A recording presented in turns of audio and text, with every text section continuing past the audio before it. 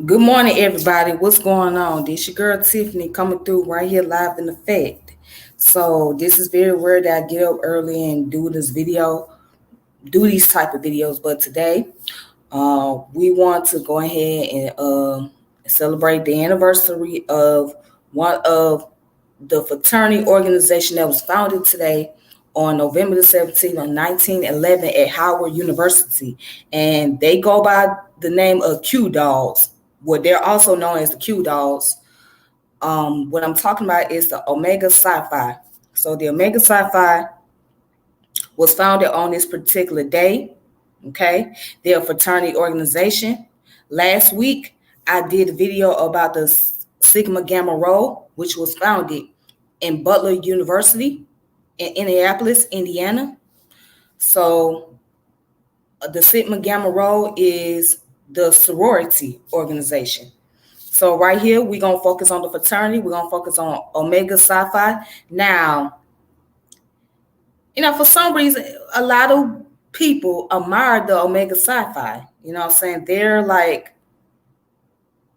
I would say they're more like aggressive fraternity.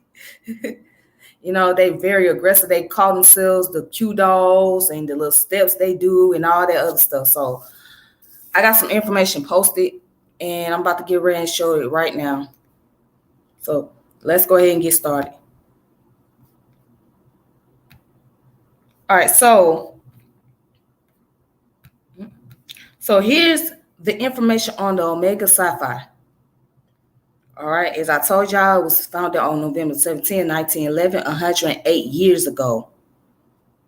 108 years ago, and their color is purple and gold. All right, and their symbol is the lamp. Okay, they got over 750 plus chapters. All right. They go by several nicknames: Omega's Q, Sons of Blood and Thunder, and the Bros. All right. And the headquarters is located at 3951 Snapfinger Parkway, Decatur, Georgia. That's interesting. All right. So these are the founders right here.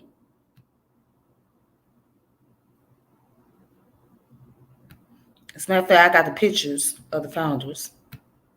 All right, so here are the founders: Dr. Oscar J. Cooper, Professor Frank Coleman, Bishop Edgar A. Love, and Dr. Ernest E. Jest. Okay, Dr. Ernest E. Jest, who is a scientist, a biologist, who studied marine biology at that. He helped founded this organization. Okay, so let's go ahead and get started. And then here's the first chapter right here. That's the symbol, the Alpha chapter. All right, so it says here that the Omega Psi Phi fraternity incorporated is a historically African-American Greek letter fraternity. The organization has over 750 undergraduate and graduate chapters. The fraternity was founded on November 17, 1911 by three Howard University juniors,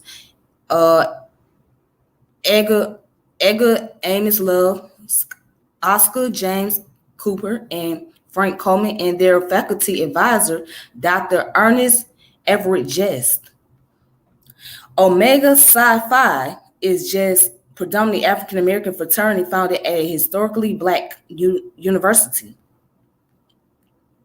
Now, check this out. Since its founding in 1911, Omega Psi Phi's stated purpose has been to attract and build a strong and effective force of handsome men dedicated to its cardinal principles of manhood, scholarship, and perseverance and uplift.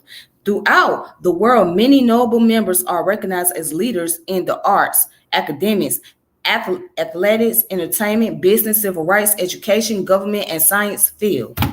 A few notable members include Samuel M. Nabret, Walter E. Massey, Benjamin Mays, Bayard Rustin, Langston Hughes, Count Basie, Roy Wilkins, Benjamin Hooks, Vernon Jordan, Robert Henry Lawrence Jr., Malcolm Jenkins, Senator Isidore Hall III, Martin Luther King Sr., Reverend Jesse Jackson, William H. Hastie, and L. Douglas Wilder, Representative James Clyburn, Earl Graves, Tom Joyner, Charles Bowden, Ronald McNair, General William Kemp Ward, Michael Jordan, Over St.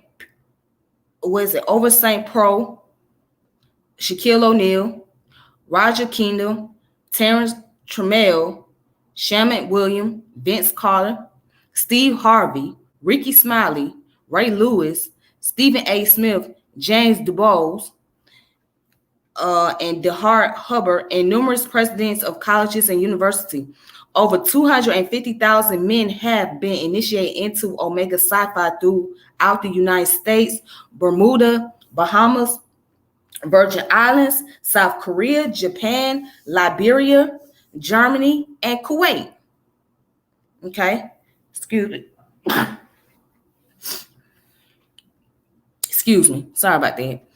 On the 2013 Super Bowl champion, Baltimore Ravens 6 players and GM Ozzie Newsome are members.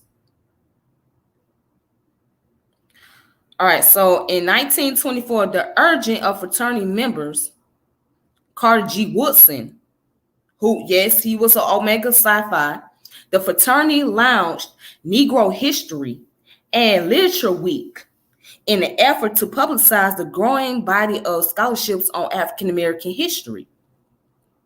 Encouraged by public interest, the event was renamed Negro Achievement Week in 1925 and given an expanded national presence in 1926 by Woodson's Association for the Study of Negro Life as Negro Week, expanding to the full month of February from 1976.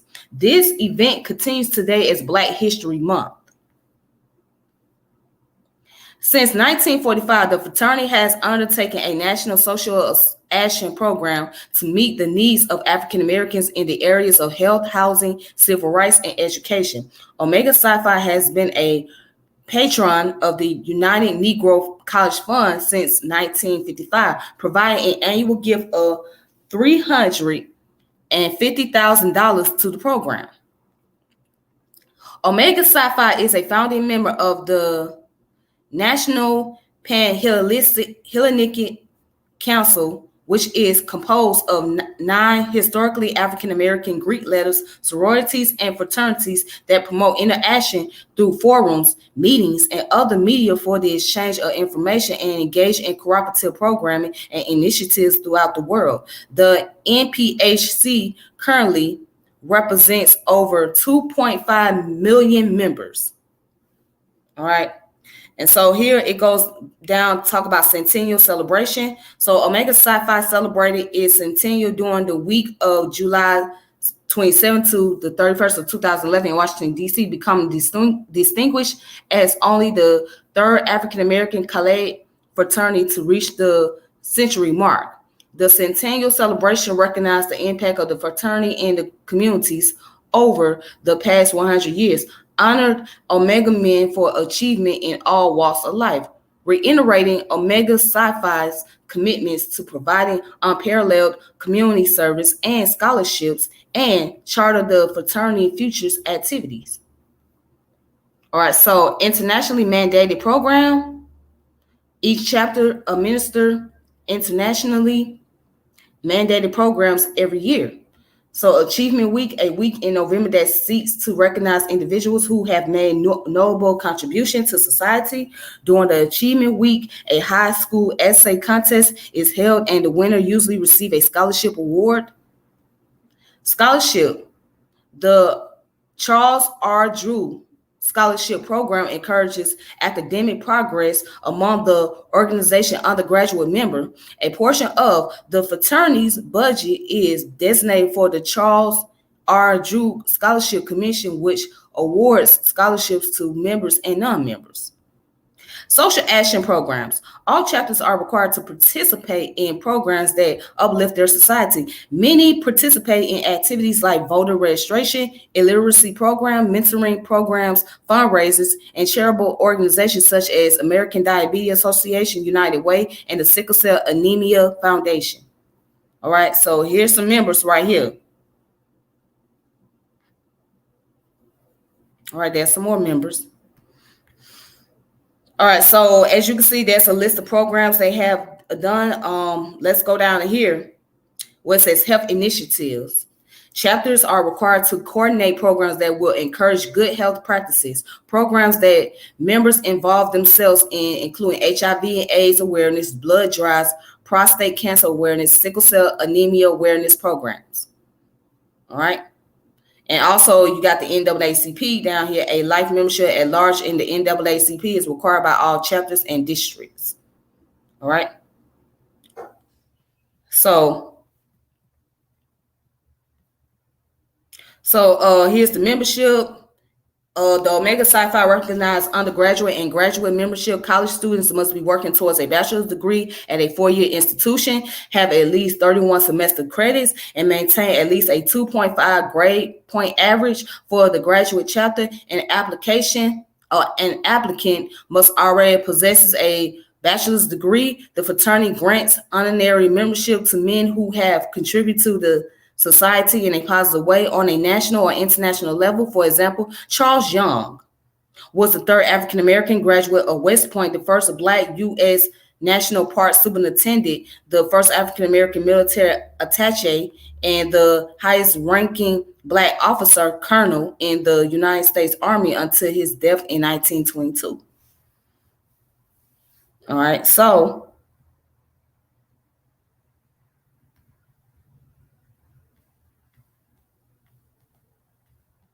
what is this? Grand Basilis. All right, so it's got a list of the Grand Basilis. I guess that's like the top leader.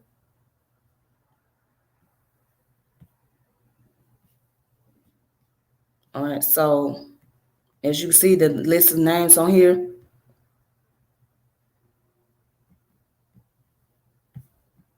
And it's got Edgar Amos Love, Oscar J. Cooper, George E. Hall. Let's see, who else is on here? Harry Penn, James Avery. It's so many lists. All right. Then we're going to skip down. It says unofficial practices. Like many fraternity organizations, Omega Psi Phi has a rich tradition of practices. While some traditions are naturally secret, many are freely expressed in public. A particular one is referred to members as Q dolls or Qs. Another is the practice of members of voluntary ongoing branding of the letters or variation in design based on them, such as two-linked Omega symbols on their skin. The brands often are displayed in public as a matter of pride. Some prospects first learn of the fraternity by seeing members bearing brands.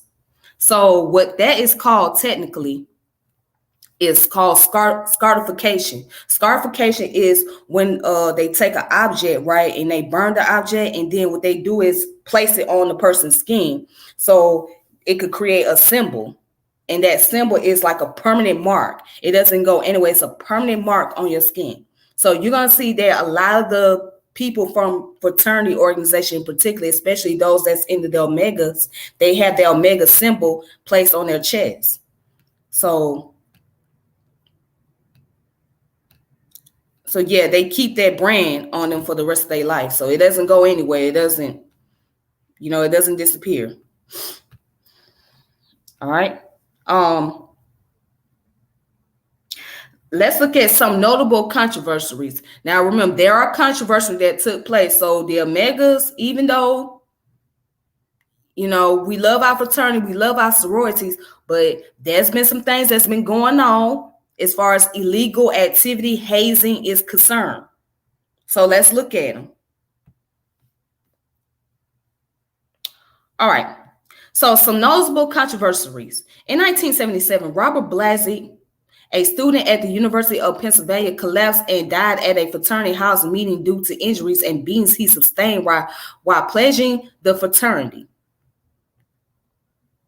In 1978, Nathaniel Swenson, a student at North Carolina Central University, died during an off-campus initiation activity. He was asked to run several miles before he collapsed and died. And then let's look at this one. 1983, Van Watts, a student at Tennessee State University, died of an alcohol overdose following an initiation party. It was reported that prior to his death, he was severely beaten and verbally abused by fraternity members. Then right here in 1984, a Hampton University student was killed participating in an Omega Psi Phi ritual. The family of the deceased student privately settled with the fraternity for an undisclosed amount as a result of his wrongful death. And in 1986, Thomas Harrell, a student at Lamar University, died as a result of running miles on Lamar tracks as part of a pledging task. Then 1997, the fraternity was court ordered to pay a former Indiana University pledge $774,500 for injuries he sustained while pledging in 1994. Ooh, it's a long list here. Wow. Let's skip down a little bit. Hold on. Let's look at it. 1999. The Omega Psi Phi was court ordered to pay a former University of Louisville student nearly $1 million for suffering kidney failure due to hazing activity in 1997.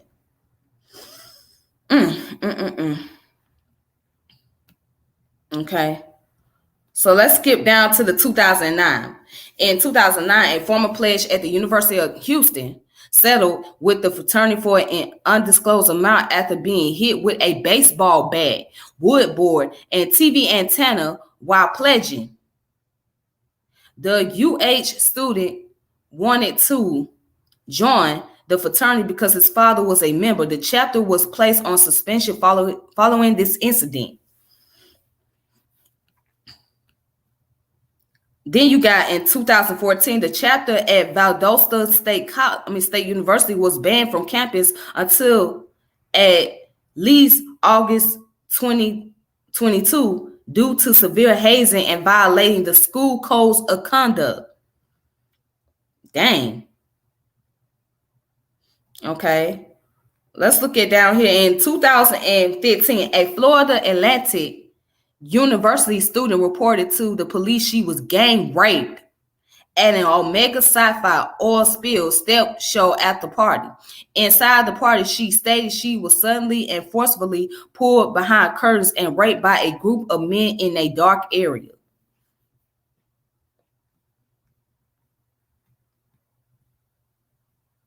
Then in 2016, the fraternity at Florida State University was suspended for severely abusing pledges and violating the university codes of conduct. Criminal charges were pending for members of the fraternity.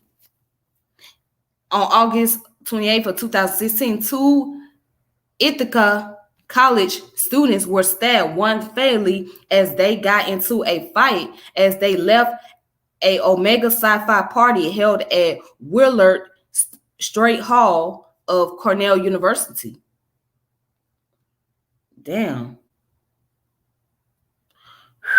Oh my goodness. And here's another one. Oh, we got two more. In April of 2017, Omega Psi Phi member and alleged spree killer Steve Stevens referred the fraternity multiple times in video he posted during his killing spree. Stevens claimed that he was going to shoot Greeks in the head until he was caught. What the hell? Wait a minute, hold on. I need to find out who this Stevens guy is. Wait a minute. Hold on. Let me find out who is this guy. I need to find out who he is. Let's look at this story. Okay, let's look at the story of shooting of Robert Godwin. Okay. This happened at East 93rd Street, Glenville, Cleveland, Ohio. Okay. All right, so the date was April 16 of 2017. Let's see what happened here. On April 16 of 2017, 74-year-old Robert Lee Godwin Sr., all right, he was born September 7, 1942, and he died on April 16, was shot and killed while walking on a sidewalk in the Glenville neighborhood of Cleveland, Ohio, United States. The suspect, identified as 37-year-old Stephen Stevens, posted a cell phone video of the shooting on his Facebook account, leading many media outlets both during the manhunt and afterwards to dub Stevens the Facebook killer. A warrant was issued for Stevens for aggravated murder. 2 days later, he died by self-inflicted gunshot when cornered by police in Erie County, Pennsylvania. Damn.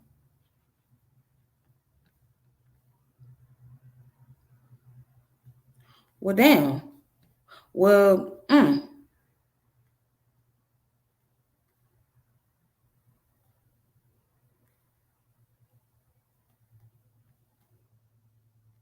Okay, let me find out more. Steve William Stevens worked as a vocational specialist at Bitchbrook, a behavioral health agency for children and families. He was wearing his work ID badge and repeatedly mentioned Beachbrook in multiple videos on the day of the murder. Police confirmed there was no known connection between Godwin and Stevens prior to the shooting and that Godwin was selected at random. Stevens' mother was quoted as having told authorities that Stevens told her by phone he was shooting people because he was mad with his girlfriend of about 3 years who was confirmed to be safe and was cooperating with investigators at the time. Okay, I think I remember this story. It was the one story where the guy was sitting in his car and he was talking about he was stressed out and all that, but he worked at a mental health institution or he was some form of social worker or something. And he had his badge and everything on him. And he was talking about he was going to go around and kill everybody. So he got the car. I seen that video. Yeah, he got the car and he approached that old man, right? And he shot the old man. Like he said, "Sir, I'm sorry, but I gotta kill you." He shot this old man, and the old man died. Yes, I remember that video. That was bizarre. That was just a bizarre situation. Yeah, I had to think about that for a moment because when I read it, I was like, okay, I remember this. Yeah, I remember that happened about 3 years ago, and then he turned around and committed suicide afterwards. Yeah, that was very bizarre. That was really bizarre. All right. So, anyways, let's continue with some more hazing stories. In 2019, National Leadership of Omega Psi Phi Incorporated halted all new membership initiation activity when Georgia Tech football player Brandon Adams died during a fraternity event. During step practice for pledges at a townhome near campus, Adams collapsed and was taken to a local hospital where he was pronounced dead. Sheesh. All right, and let's see. Here's some references at the bottom. Okay. Let's look at the history of Zeta Phi chapter.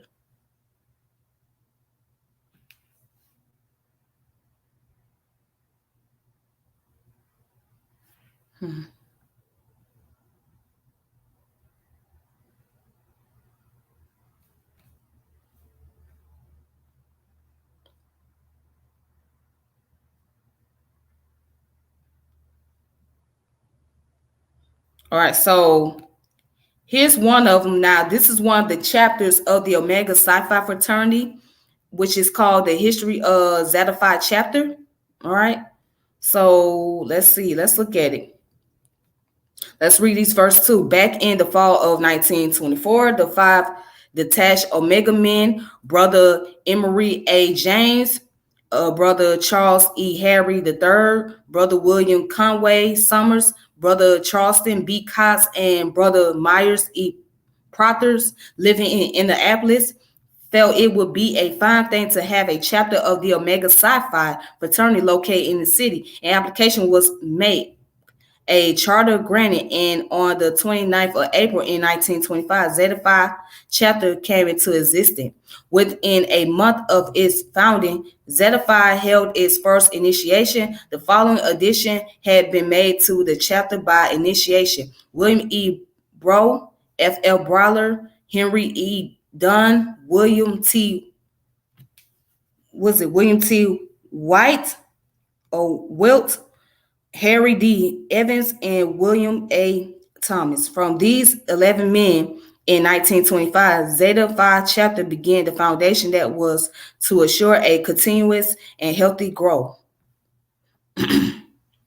Somebody put, these are the only ones that wasn't swept under the rug. Nope, they weren't. They were not swept under the rug. And see, here's the thing. Sometimes you have people that don't want to come forward about, the incidents that took place with these organizations because they're in fear for their life. But you got those who are brave enough to come forward and talk about these things.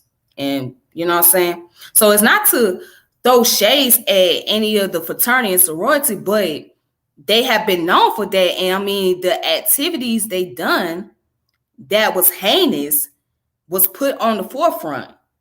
So, they gave themselves and other groups a bad name. You know what I'm saying? So you know what I'm saying? When we deal with information and we deal with history, we got to look at all angles of this. You know what I'm saying? It wouldn't be fair to just look at the good part of it and then ignore the rest of it.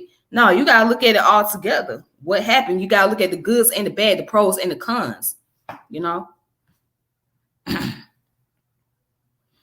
By 1946, the growth of the chapter by initiation and transfer from the many colleges and universities where Omega has established chapters had become so great that the Zeta Phi chapter found it necessary to build a fraternity house with a chapter room large enough to accommodate its meeting. During the years 1930 to the 50s, Zeta Phi established and helped to establish chapters of Omega Psi Phi fraternity at Indiana University, Purdue University, Indiana State Teachers College, and Ohio State University. In the 1960s and 1970s, Zeta Phi was instrumental in establishing undergraduate chapters at University of Illinois, Ball State University, Butler University, Indiana University, Purdue University at Indianapolis. Today, many of these undergraduate chapters both recognized by their universities and are members of their respective and fraternity councils. All right then. So let's see what else we can find here. All right, again, you can find more references at the bottom of the page.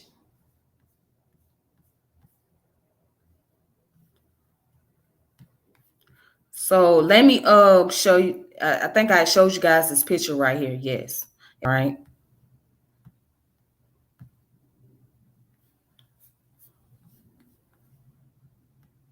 So let's talk about the founders real quick. Okay.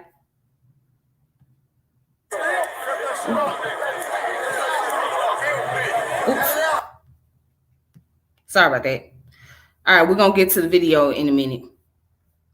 So here are the founders. Okay, these are the founders of what we know today as the Omega Psi Phi. All right, let's look up their information and biography real fast. So the founder, Honorable Dr. Oscar James Cooper. He was born on May the 20th, 1888, February 24, 1972. Oscar James Cooper was born in Washington, D.C. Upon finishing the elementary schools of Washington in 1909. Cooper entered Howard University, where he obtained his baccalaureate degree in 1913 and his Doctor of Medicine degree in 1917. Some of the academic subjects proved little interest for him because, hold on, let me see something. Let me try to.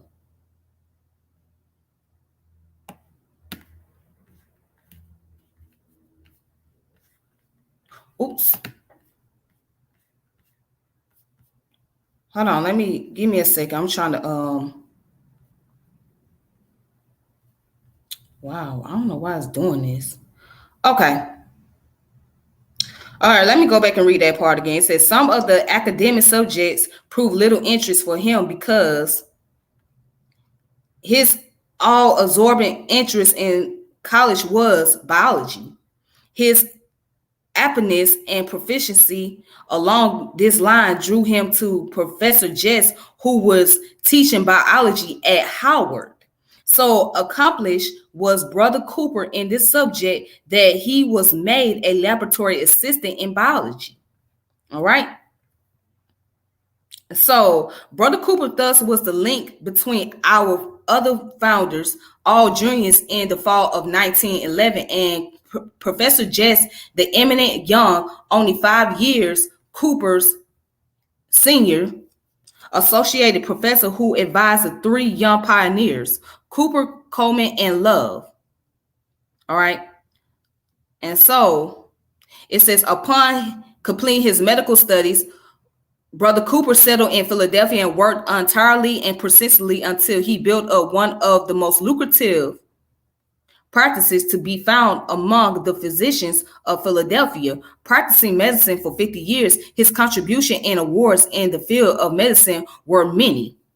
All right. He maintained an excellent general library and an excellent medical library. It was a real inspiration to tour these libraries and through his office. Brother Cooper discovered the new techniques in his field and effectively applying them. He went on, like friends, to serve Omega until his dying day in 1972. All right. So chapter founder Cooper is interred at Washmarsh Memorial Park at Ambler, Pennsylvania. All right. So then down here you got Frank Coleman, Professor Frank Coleman. All right. He was an undergraduate, best friend of Oscar J. Cooper, and Edgar A. Love was born in Washington, D.C. He matriculated through the Washington, D.C. segregated school system and graduated from Elm Street High School. He entered Howard University in 1909 and obtained a Bachelor of Science degree from Howard in 1913. His undergraduate record at Howard was so outstanding, he was appointed a professor and later head of the physics department of Howard. Okay. It said Brother Coleman went on to pursue further study and received a Master of Science degree from the University of Chicago and took advanced courses at the University of Pennsylvania, completing all the requirements for his doctorate except completion of his thesis. When America entered the World War, he joined the Army, became a first lieutenant, and served honorably overseas as one of the few Black Army officers in World War I. Aside from carrying on his regular work, Brother Coleman was a member of the Boys Committee of the YMCA, a Mason and American Legionnaire, and a Congressionalist. Wow, he had many names under his belt. Okay. And it says that founder Coleman dated and later married Edna Brown, one of the founders of the Delta Sigma Theta, creating the beginning of the bond between the Qs and the Deltas, sealing the early tradition of the brotherly sisterly love. Grace Coleman, sister of Omega founder Frank Coleman, was elected Delta president in 1914. In 1929, Anna Johnson Julian, wife of Percy L. Julian, an internationally famous chemist, became the fourth national president of Delta Sigma Theta, which we're going to deal about them later. All right.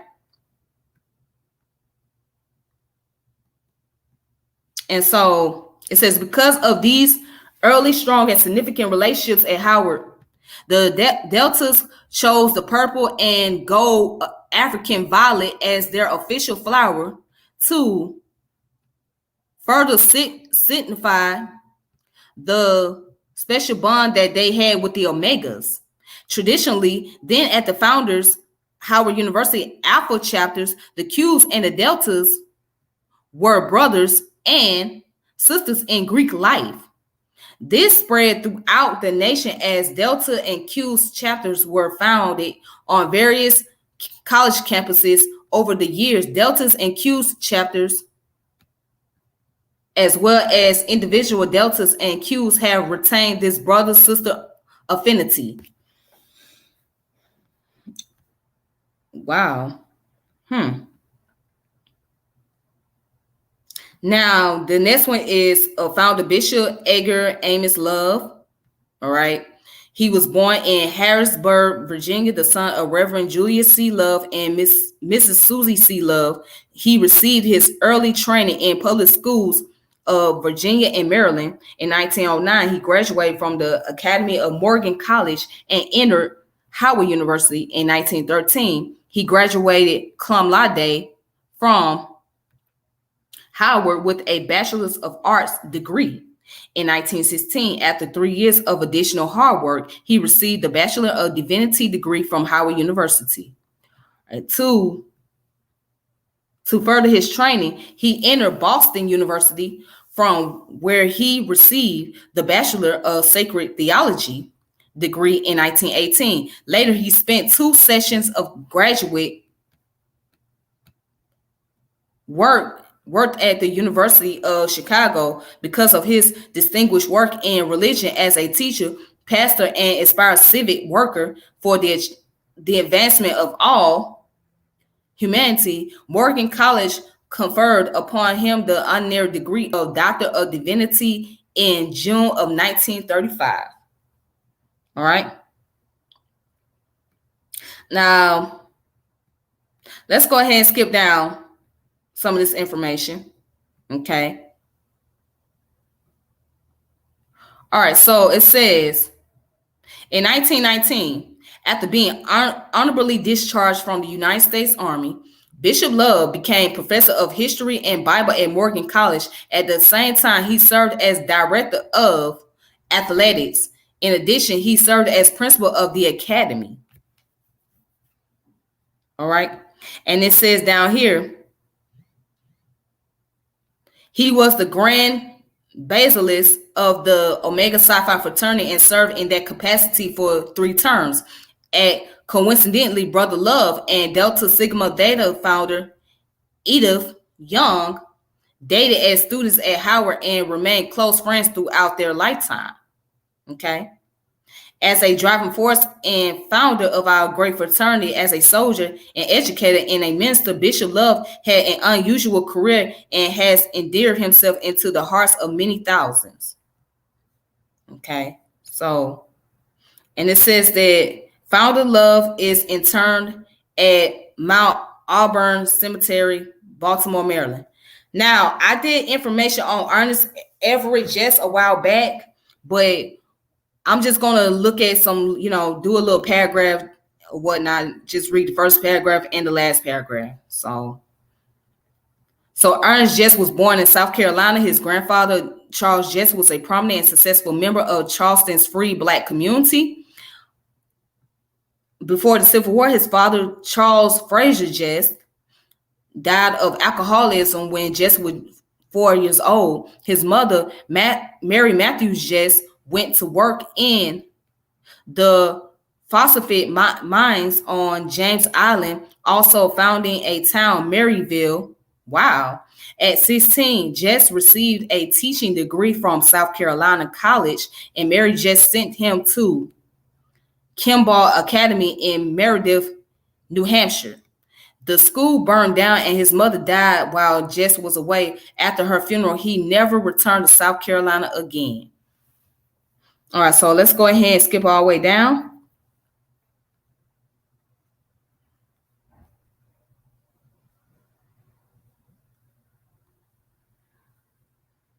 All right, it says, though he experienced a fairly warm reception at the MBL, he found his opportunities in the U.S. quite limited. There was no way to obtain an appointment at a white university, and few traditionally black universities had so resources or inclination to support pure research in the sciences. He had better success in Europe, where he worked in Italy, France, and Germany. He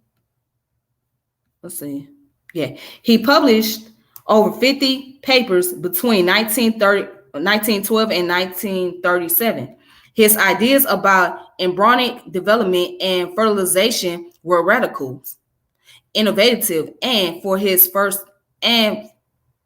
time unusually philosophical. In 1939, he published his magnum opus, The Biology of the Cell Surface, a beautifully written and oddly accessible treatise on cell development and fertilization, which also extrapolated his ideas into realms of evolution, medicine, philosophy, and even religion. All right.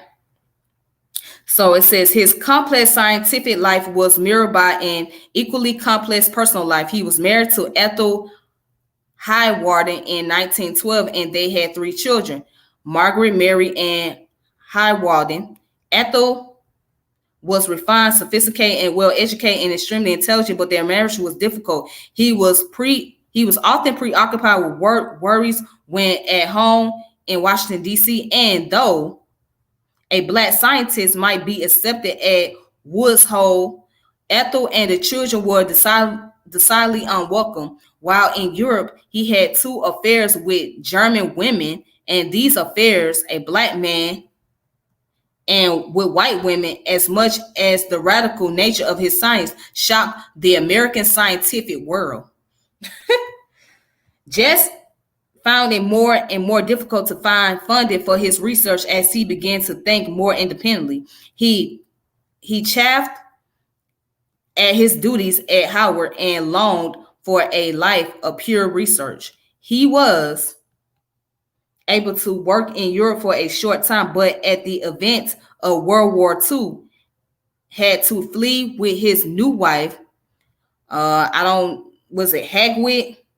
Schnetzler? Yeah, Hagwit Schnetzler. He returned with her and her daughter, Elizabeth, to the States. Once back in the U.S., though quite ill, he continued to try and find support. Dr. Jess died of pancreatic cancer in New Jersey in 1941 at the age of 53.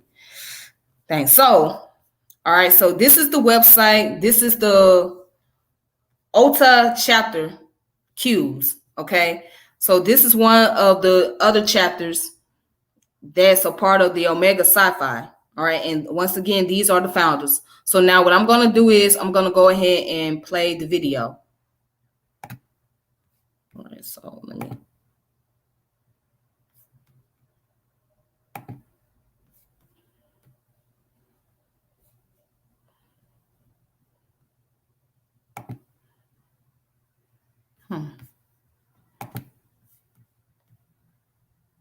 Give me a second. Hold on. Give me 1 second.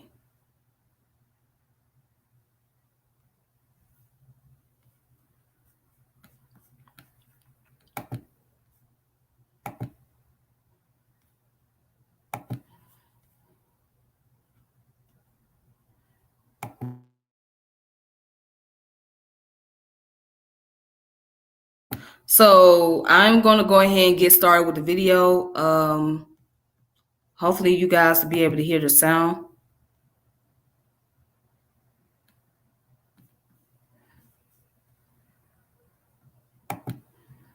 All right, let me go ahead and mute myself.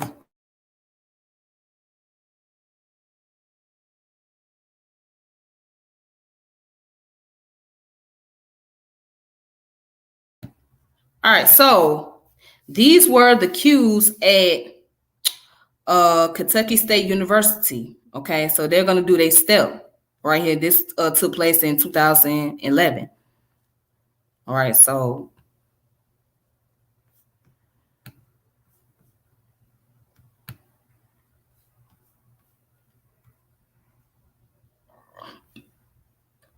let's go ahead and play the video.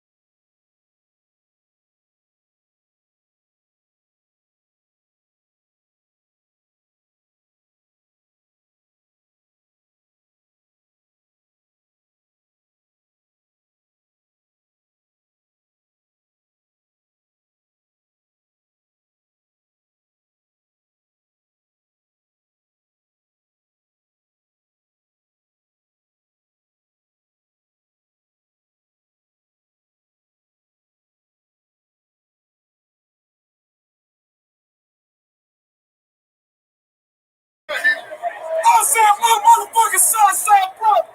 Are y'all ready for a little bit of that? Yeah.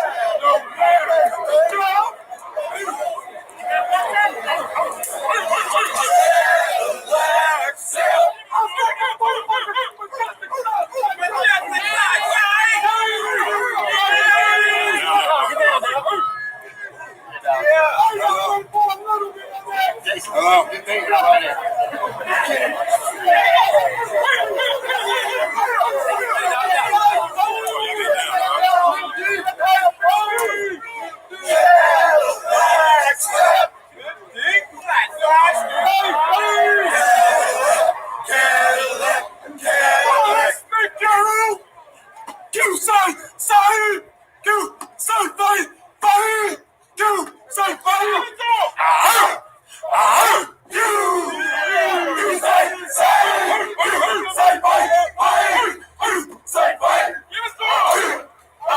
Some people live what they live for. A Cadillac and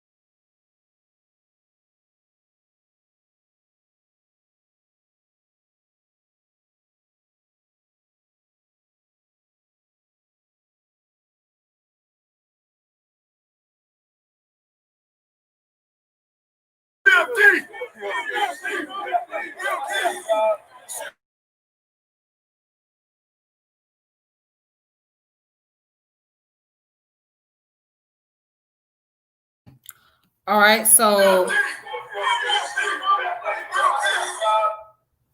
okay, so you guys, that was the Omega Psi Phi and they step. That was the Omega Psi Phi step show right there. So that's the example of what they do. They normally do their little steps, sometime during the day. They might have like the party, little events they have going on where they have a step going on taking place at the universities. So yeah. So with these organizations, especially the Black Fraternity and Sorority Organization, once you become initiated and you join the membership, you are initiated for life.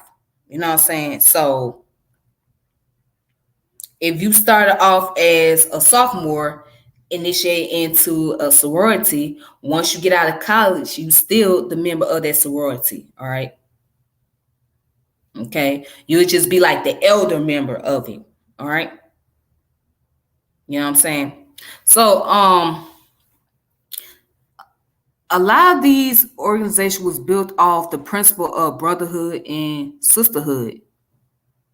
That's what they were built off, the brotherhood and sisterhood concept. So they want to create some type of solidarity foundation and some form of rite of passage on campus. And that's what they did. All right. So despite all the stories that many have heard about the hazing and the violations and things like that, I know people that's in these organizations and they are very happy. They very proud of it. They found their peace. They was able to connect and network with other people, especially as far as getting things done, as far as business is concerned. So it's a good way of networking. You know what I mean? I could have joined a sorority, but I didn't. For one, my GPA wasn't high enough, and two, I was not that interested. I wasn't interested at the time. So, but yeah, so that's all I have regard to the history about the Omega Psi Phi. So I know it was unexpected for me to come in this morning and do this video. It's a rare occasion, but I just said, I figure I just go ahead and do this topic for today. So, anyways, check back with me on Thursday. So Thursday, I'm gonna have more information, of course, and also later on, hopefully later on tonight, I'll be doing an interview on Paradigm Shift TV. Paradigm Shift TV. So look them up on YouTube and shout out to brother Panicky. If I'm saying your name correctly, help me mispronounce. I'm sorry, I don't mean to mispronounce it, but I know it's the Egyptian name that he has. So I'm gonna be on there doing an interview with him. So hopefully I'll be able to do it later on today. So look up the Paradigm Shift TV. All right, it's on YouTube. They have some good contents on there. They have great videos and whatnot. Other than that, also, if you want to support, there's my Cash App information scrolling at the bottom of the page. So if you want to support what I'm doing and you like what I'm doing and you just want to just show your appreciation, you can go ahead and do that. Look at the Cash App at the bottom. It's scrolling down at the bottom of the page right there. All right. So anyways, you guys, go ahead and make sure you hit the notification bell, hit the subscription, share this video, share the channel, and until then, I gotta get up out of here. But y'all have a great day, all right? And please be safe. Be careful, all right? Peace. Ooh, all right.